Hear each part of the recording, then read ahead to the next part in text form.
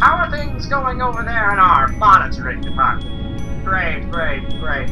All sunshine lollipops, yes, well, I just wanted to call you to let you, as well as some of the other departments, know that we've been going over the numbers up here in management, and we think we're due for some changes. You see, we've been overlooking some prices and charts from the last quarter, and we're seeing a big hit in our profits margin. So we've decided that we're gonna be doing some layoffs in your department, as well as others.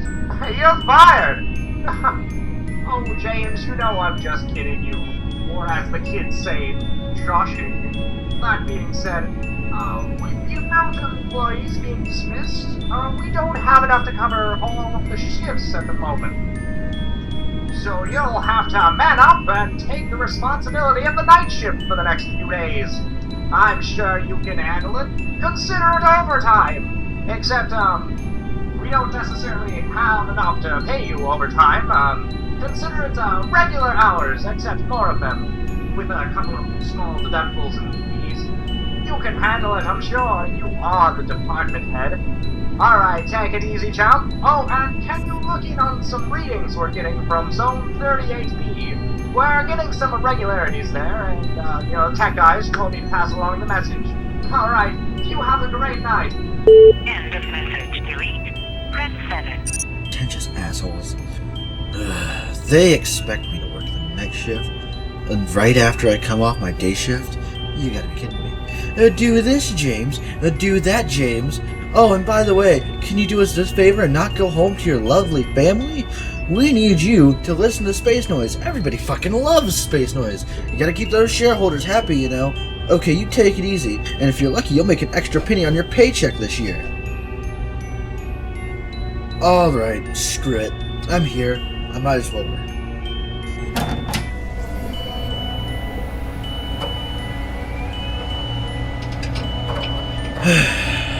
Zone 38B?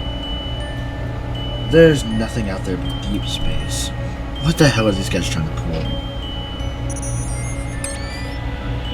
Wait, what the? Police officials are advising all residents to stay indoors in response. A newscast? In deep space. Remain calm and do not go outside. Rest assured, the police have the situation under control. Hello? Whoa. Hello? I guess no one can hear me. Well, if someone does hear this, then I guess, Hey, it's me.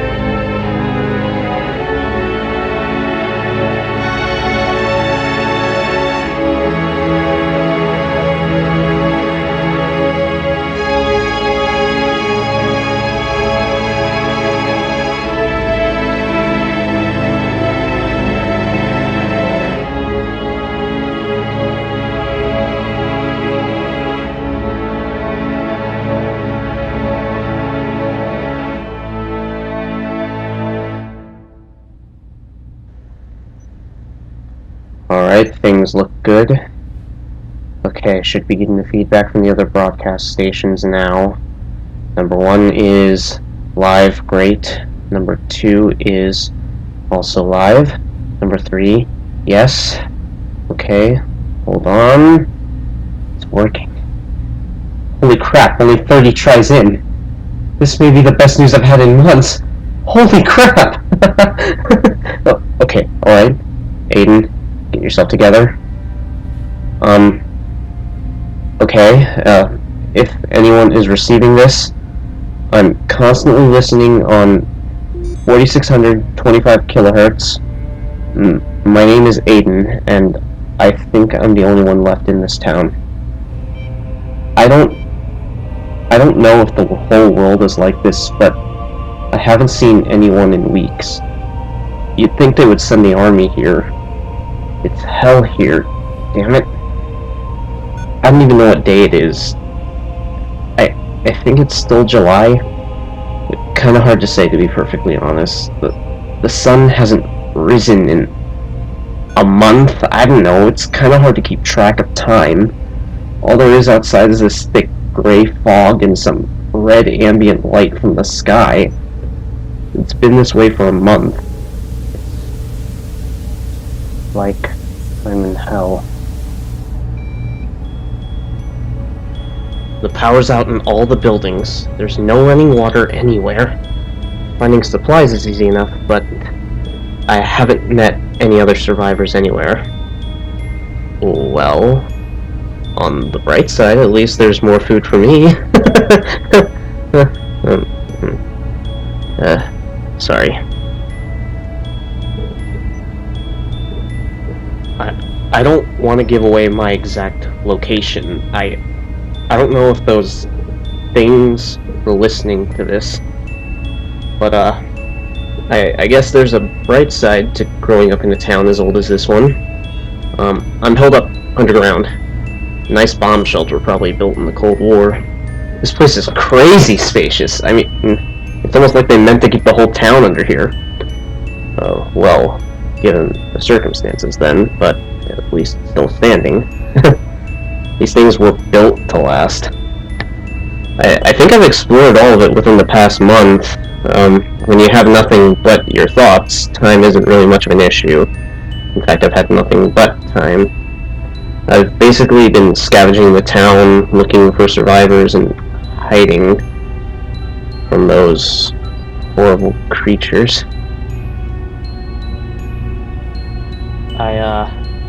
I did find a generator, though. I brought it underground and dedicated a room to running it. Finding the gas is easy, but the hard part was dealing with the fumes. And I'm not risking running it outside. It would be too loud. And also probably bring those things like a moth to a flame. But if I ran it underground, the exhaust would poison me.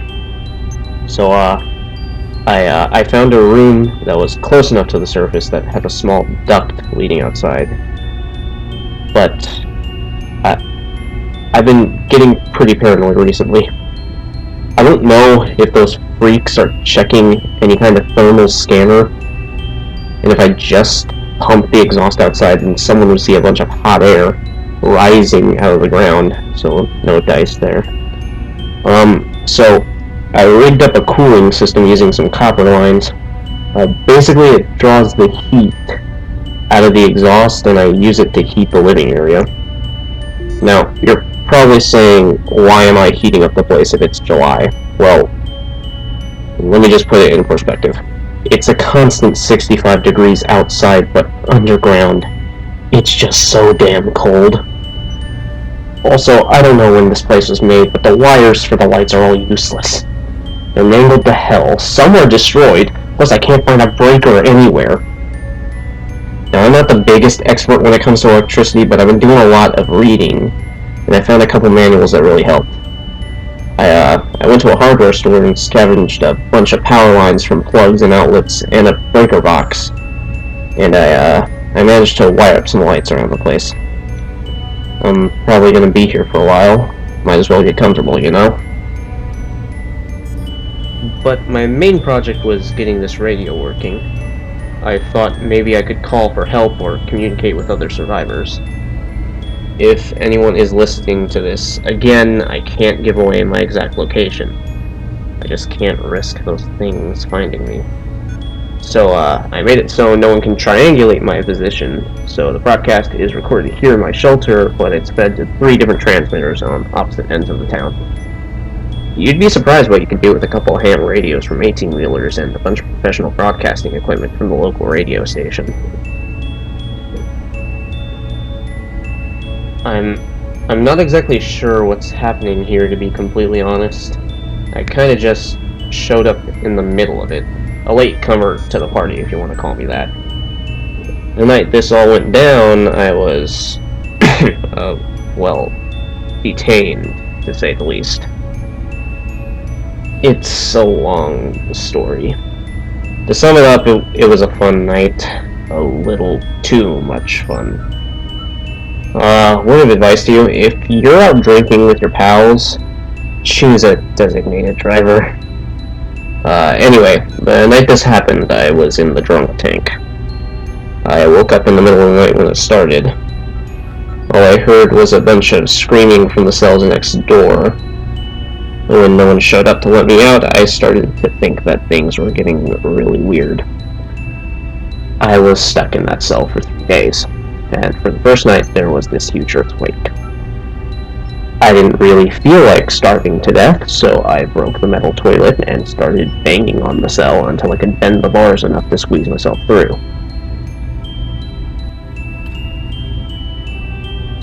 The people of the town, it's terrible. I can't really describe it, and I don't know what fully happened to them, but I've been kind of hiding in buildings, watching them as they shuffle past the windows, and they look dead. I mean, it's not like they're zombies, but they're limping around aimlessly, and they have this weird glowing box attached to their back with tubes stuck in their bodies. It almost looks like someone melted their flesh. Their eyes are glowing blue, and all that's left of their head is their skull, and I'd rather not go into any more detail. I don't know what the hell this is, or what caused it, but these people are possessed. I don't think they're too worried about me at the moment, though. They're set up at the abandoned military base, like they're obsessed with something there. I sit on the top of Lookout Point every now and then. It's high enough where I have a pretty solid view of the area. I think they're digging for something. They stand in the center of the base and they use technology I've never seen before, too. Whoa. The lights are flickering. I gotta go check this out. Until next time, if you are listening to this, I want you to keep hope. We will get through this. Good night. If it is night. You get the idea.